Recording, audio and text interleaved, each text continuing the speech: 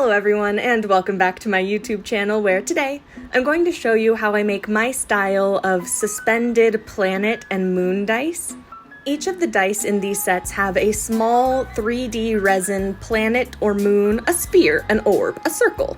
And these little sphere, circle, planet, moons are suspended and backed by a really shimmery and color-shifting holographic kind of nebula. And then the blanks are also framed to give that really beautiful caged effect. This is one of my favorite styles of dice and maybe my most unique signature style, so I know people will be like, why are you telling people how to do it? I don't know, I like sharing information. But I think that these dice are absolutely gorgeous. It is a very long process to make them, especially when things go wrong, which, of course, this is a Dreamy Dice video. Things will go wrong, but we will also fix them. So, all of that being said, let's make some dice. And to make these dice, we first need to make the planet. So I'm going in with this red Pixis ink called Mum. I'm going to be making the red planets in this video. This shimmery Pixis ink called Citrine, and then a lighter red Pixis ink called Cherry. And I went my entire last video without mentioning it once, but we are also going to use Piñata Blanco Blanco. And I'm dropping all of these inks into just a little cup of clear resin that I have on the side that I'm going to put into these little moon and planet molds that I've made. I made these molds using Arcana Cast's 3D moon prints. I will link to them down below. You can also just paint the prints, which might be faster than casting them, but I like the really unique effects that I can get out of making casts. So after swirling that ink around a little bit, I am going to then also swirl it into the mold and realize I do not have enough ink. That color is much lighter than I want. And so I'm just going back into my clear cup and loading it up with more Mum, more Citrine, more Piñata Blanco Blanco, until I think I have enough alcohol ink to give a really saturated pour. In a sense, I'm kind of going for the same effect as a dirty pour, so using that white and then the translucent alcohol inks to give a couple of swirls and some interesting movement within these little red planets that we're going to be making. So if you are making your own little resin spheres instead of painting them, you can do this with any kind of color combinations. Like you saw at the beginning, there's also a purple set that we're making. I just already had those little planets done ahead of time. And that's because I make a lot of these little planets as dump pours. When I have a bit of extra resin from a cast that I'm doing, I will just take that extra resin, pour it into these molds, and then I have a big cup that you'll see in a minute here, full of all of the little planets that I've poured up. But until then, we are just going to continue adding more alcohol inks as necessary, stacking them up into this little resin cup, and then taking the cup, opening these little molds, and swirling the resin inside of them to hopefully get a nice cool effect.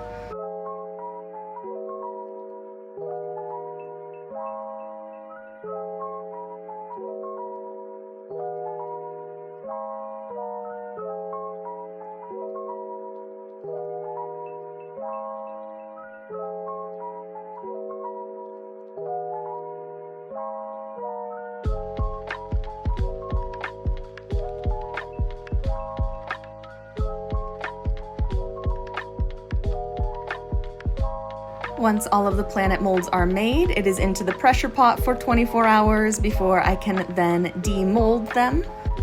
I wanted to show you how these look coming out of the mold. I just trim off that little sprue and excess around the orb, sphere, planet, moon.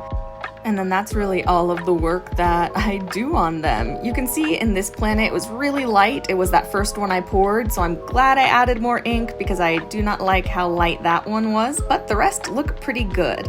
And I did then off camera go and make another batch of these little red planets because I don't have quite enough planet moon molds for all of my dice molds. But I just used the same process that you saw before, and this was the handful of little, I was showing you my ugly one, this is the handful of little red planets that we got out of it. And once I had my second little batch of planets, I went through and picked out the ones that I thought looked the coolest and prettiest together, a mix of some made from the first batch and second batch. And then this is my giant planet cup that I told you about earlier.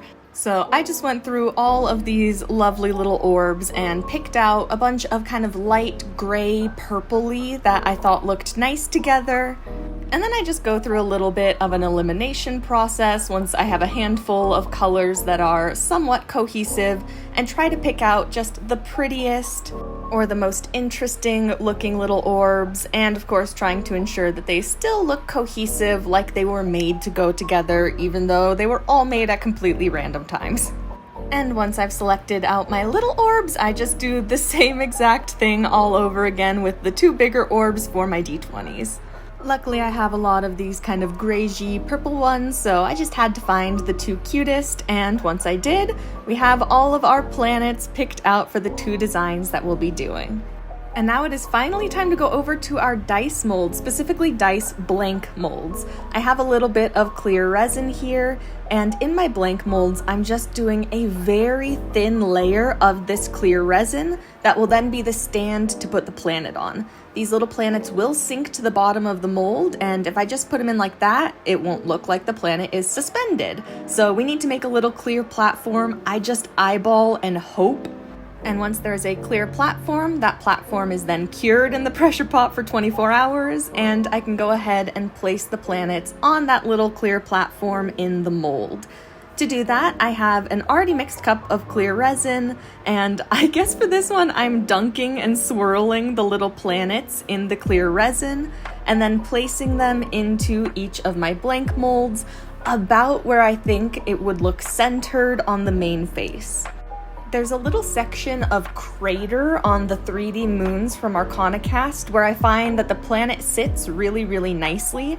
So when you see me kind of positioning the planet in my tweezers here, what I'm doing is making sure that that little crater where the planet will sit and sit still on the blank is where the bottom of that planet is. I don't know if any of that made sense. Basically, circles are roly-poly. I don't want these planets to roll in my dice mold, even though some of them probably will anyway, and so there's a little crater that helps these planets sit still. I am making sure that I position that crater downward so that they sit still. But with that, it is just the same process for all of these little planets, dunking them in the resin and then placing them where I think would be about centered at the main face of the mold. Once the planets are in, I try not to shift them too much. Again, occasionally one rolls anyway, and they go into the pressure pot for 24 hours so that they can be stabilized in the molds and I can grab them, turn them upside down, and nothing's going to move around. One of the planets did roll a little bit. You see me angrily pointing at it right here. Yep, that one. Rude. The rest seem to hold their position though, but this one was a problem child. Unfortunately, there's not really a way to fix that other than to just start over, and I was not going to start over here, so I picked off all of the excess little clear flashing up the top, mixed up some new resin, and it is time to create the little nebulous background and finish up these blanks. To begin, I am separating out some of this clear resin into a couple of different cups so I can add a couple of different pigments to them. But before working with any of the pigments, I'm just doing a layer of clear over all of the planets. One, to help protect some of that planet, make sure it doesn't get totally lost. I think I should have done a little bit more. And two, to help blend the nebula into the design a bit. Then I am taking this black resin paste from Just Resin, just a little bit on the tip of a toothpick, and swirling that into the two clears that I separated. For the red, I'm going in with this color called Wormling. As always, I don't know if I've said this yet, I'll link all of my products in the description below. And for the more purpley moons, I'm going with this color Voltage, popping a little bit of pigment into each of those cups and then mixing them in. I just love both the color shift and the holographic of these pigments. They're really incredible and so fun to work with. So I gave both colors a really good mix and then decided that I wanted a little more voltage pigment in this. It was a little dark, a little not quite glittery enough for my liking, so did another scoop of pigment in there, mixed that in, and was very happy with the colors, so it was time to move on to pouring. Haha, just kidding, I forgot I did this too. Instead, I'm separating out a little bit more clear for one more pigment. This is one of the same Solar Color Dust Kaleido Shift pigments called Cosmos, and I'm doing this without any black, just the pigment in a little bit of clear. And I'm going to go ahead and give that a good mix in before now beginning to pour in our molds. I'm using my little metal stick, again, linked in the description, to just put a little bit of this pigment without any of the black around the planets in both molds. This is going to be the start of our little nebulas and add a little bit of color variation into both of the designs. Once I was done with that color, I then covered it all with a little bit more clear. Again, in retrospect, I think I should have added a bit more clear at the beginning as well, so the planets showed through the nebula a little more than they ended up, but I was just guessing at this point. So as part of guessing, I then went in with my darkened nebula pigment. This one is black and whirling for the red, and I'm just kind of swirling it over each little planet in every mold, doing the same with the black and the voltage for the purple planets. And this is where I started to realize I should have done a little bit more clear in that second step when I was curing the planets to their stands, but whatever. Again, it was too late to go back, so I took a little bit of clear, layered that on top of the darkened pigment, went back in with the pigment, did another little layer, and then continued to go back and forth until both molds were filled, and I put their caps on and put them into the pressure pot for 24 hours.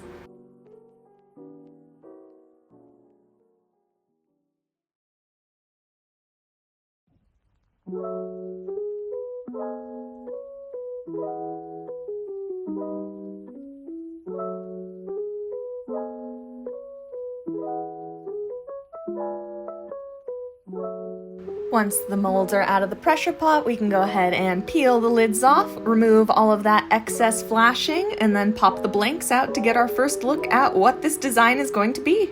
And as usual, my blanks are matte, but I can see through them well enough to be relatively happy with how this design turned out. There were no major flaws, everything looked good. Again, I thought I could have done a bit more clear around the planets so they showed up a little more with a little less nebula, but that's just me being really picky. I was still thrilled with how both of these designs were looking at this stage.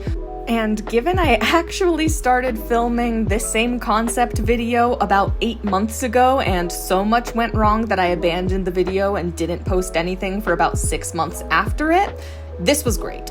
I was thrilled. So after being thrilled, it was time to clean up the blanks and move on to framing them.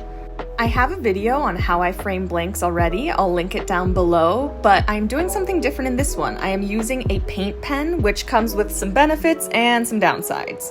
Paint pens for framing, in my experience, are very hit or miss. I generally still prefer to frame with a toothpick, but for instance, I love this gold. I hate the silver version of this gold pen, but I love the quality of that gold, and I don't have a paint that's like it that's not in a pen.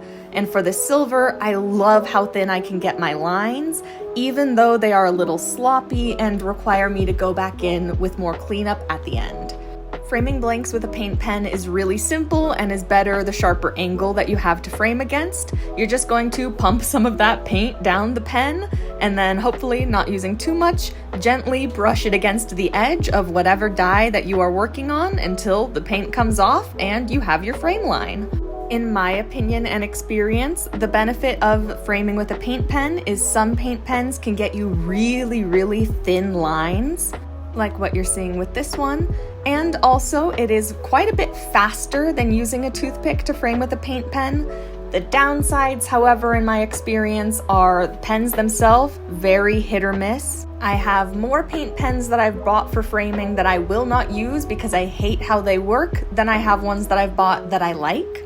And you do, in my opinion, have a lot less control over the paint and the lines, which can lead to a bit more like splatter and some sloppy little weird elements to the frame that I don't get as much when I'm framing with a toothpick, but these can also be cleaned up at the end. So definitely a trade-off. I use both. It just kind of depends on what I need for the design that day.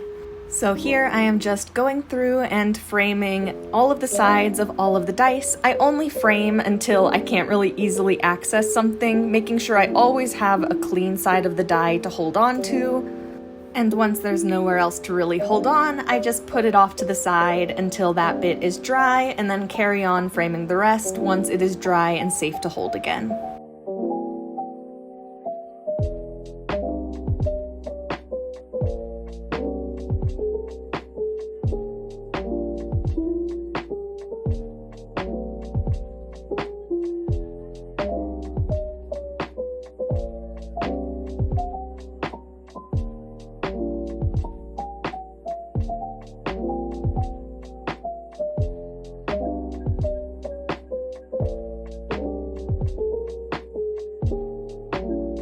Once all of the dice are framed, I can then go ahead and start to do the cleanup process. So for me, how I clean up, I'll show you on this D4 because it has the biggest kind of line warbles. But you see those little bumps and jitters along the line of that frame? I don't like those. So what I do is I take my pair of fine tip tweezers, I hold the points together, and then I just really slowly and carefully scratch away at those little bumps and ridges along the frame to scratch the paint off and clean up the line. This can also go wrong. I have definitely scratched too far into lines before or made the problem worse by doing this, but if you go slowly enough and you're relatively careful about where you're scratching, I find this to be a really important step, at least in my process. I think it just gives those beautifully crisp, clean, clear frame lines that I just don't get if I don't do this, unless sometimes I have a really good paint that I'm framing with a toothpick. But especially with a paint pen, I always have these little jitters along the lines, and so I like to scratch them off and clean them up. Again, it's one of those steps in the process that takes a really long time, and I'm sure there are a lot of people out there who would say this is unnecessary, but for me, I think it really improves the overall quality of the design, and it makes me much happier at the end of the day, so I do it.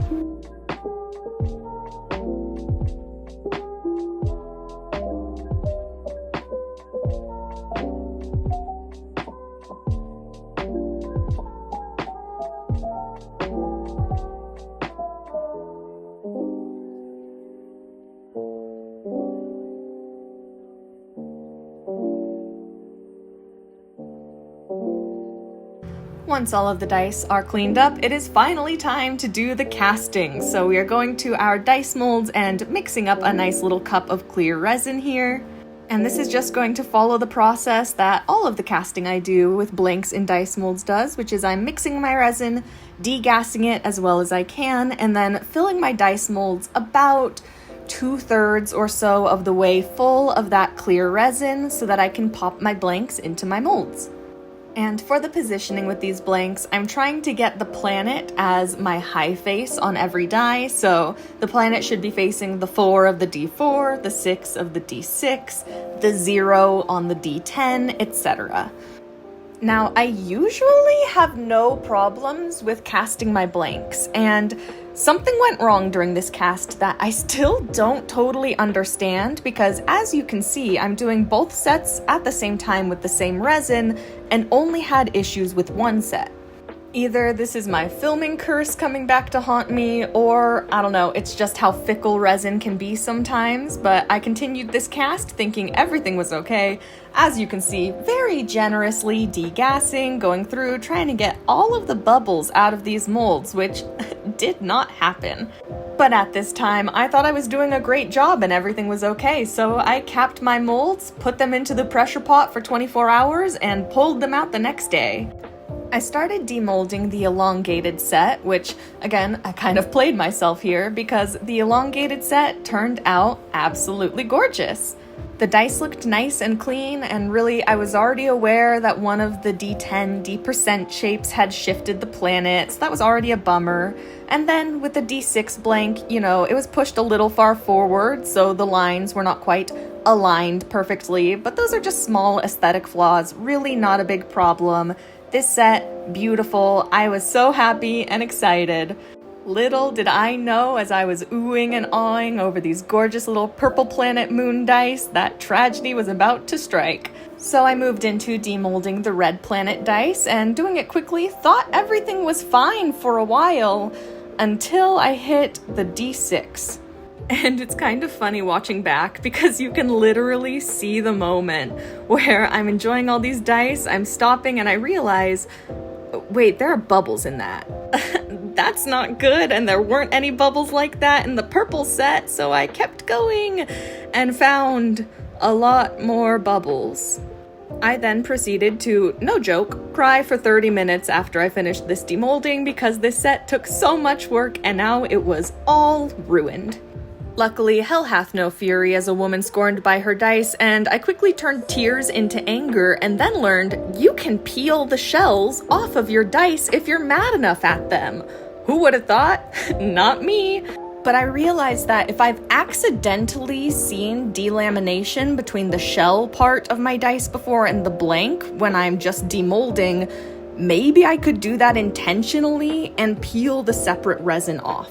You can. You can also do this with older dice, but it is much, much easier with a fresh cast like this. So taking my flush cutters, I've learned now I should go into the divot of a number. I'm trying to cut into the shell of the dice, but not into the blank. This is also a lot easier if you have a shell where you can see the separation between it and the blank.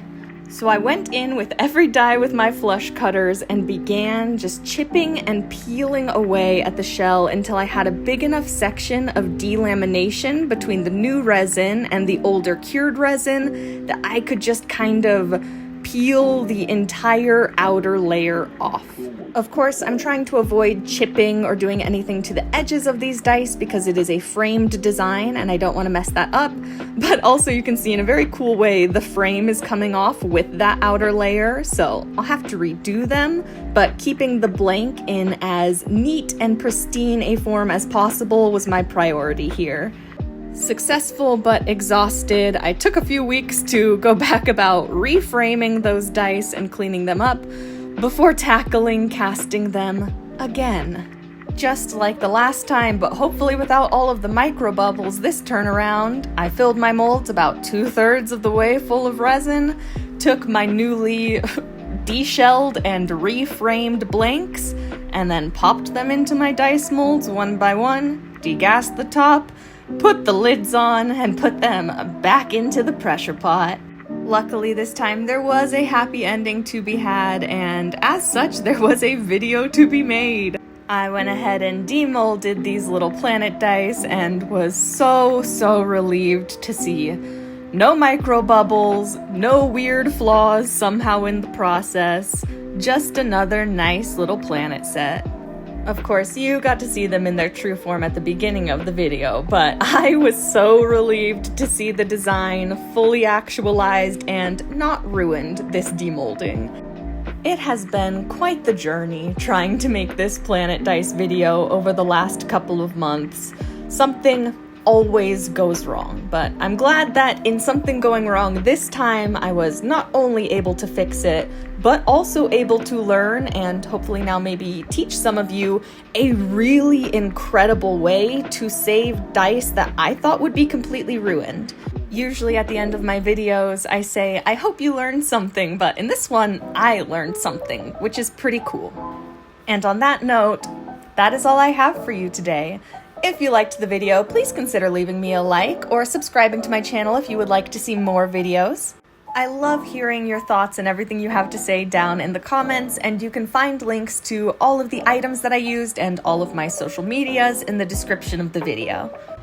I'm so excited to see how people interpret and develop their own take on this little suspended planet style, and as always, I hope that you enjoyed, I hope that you learned something, I did, and I'll see you in the next one. Bye-bye!